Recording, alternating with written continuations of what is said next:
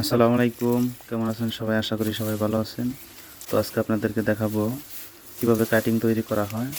তো প্রথমে কাটিংয়ের বয়স যখন 90 থেকে 95 দিন কিংবা 3 মাস বয়স হবে, তখন কিন্তু কাটিংগুলো পরিপক্ক হবে।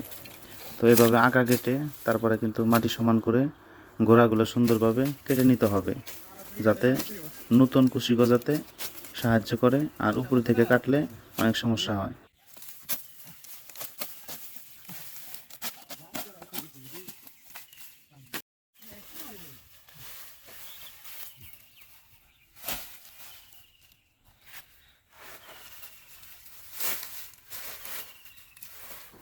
নির্দিষ্ট ঠান্ডা স্থানে নিয়ে যেতে হবে, যে জায়গায় কাটিংগুলা প্রসেসিং করার জন্য অনেক সুবিধা হবে।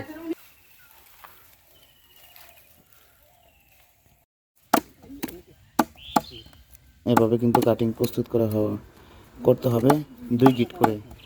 তো এভাবে কাটিং প্রস্তুত করার পরে কিন্তু ভালো মানের যেগুলা বস্তায় আলো এবং বাতাস প্রবেশ করতে পারে, তো এই সমস্ত কিন্তু পাতলা বস্তার মধ্যে কাটিংগুলো রাখতে হবে, যাতে 2-4 দিনের মধ্যে নষ্ট না হয়।